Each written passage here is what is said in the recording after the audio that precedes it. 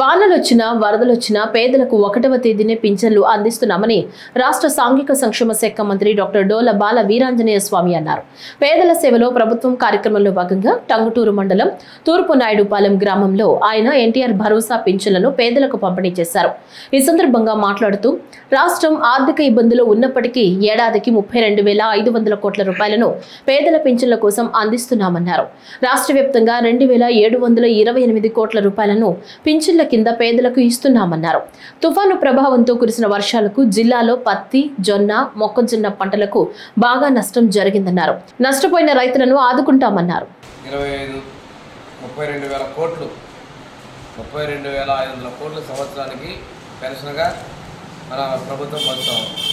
ఇవాళ ఒక్కరోజు చూసుకుంటే 2,728 కోట్లని ఈరోజు రాష్ట్రం మొత్తం మీద పంపిణీ చేస్తూ ఉన్నారు. మన గ్రామంలో అయితే 13,65,000 మంది 65,000 రూపాయలు ఈ పెంపడే రూపంలో పెన్షన్ రూపంలో పంపిణీ చేస్తూ ఉన్నాం.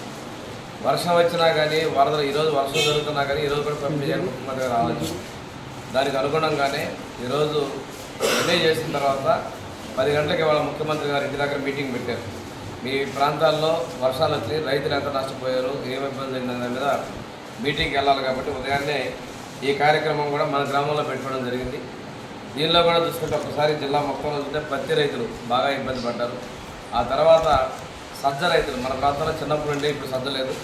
సజ్జ కూడా ఎక్కడ క్వింటాకి 2,700 రేటు ఉంది.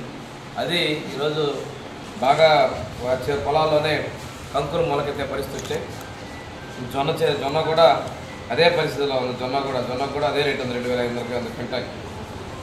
ఇలాంటి పరిస్థితులు ఆక్వా మొక్కజొన్న కూడా నష్టపోయి ఇవన్నీ కూడా ముఖ్యమంత్రి గారికి చెప్పడం కోసం కూడా ఎమ్మెల్యే ఇప్పుడు జనార్దన్ గారి మమ్మల్ని అందరూ కూడా 10 గంటలకు అక్కడ మీటింగ్ రమ్మన్నారు.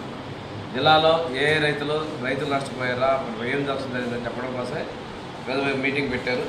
దాంతోపాటుగా ఒకసారి మనం చూసుకున్నప్పుడు ఎప్పుడో వచ్చినటువంటి ఊరు చుట్టూ నీళ్లు కాతే ఆ రోజు ట్రాఫిక్ అయి బయటికి వెళ్ళలేని పరిస్థితి. ఈరోజు హైవే మీద ట్రాఫిక్ వెళ్ళగలిగింది. ఆ హైవే బ్రిడ్జ్ లేకపోతే మనం కూడా అన్ని గ్రామాల్లాగా చుట్టూ ఉండేటువంటి పరిస్థితి. ఇవన్నీ చూసుకుంటూ ఇంత కష్టంలో కూడా ఈ అప్పుల్లో ఉన్నప్పుడు కూడాను 1వ తారీఖు పెన్షన్ పంపిణీ, అదేవిధంగా అభివృద్ధి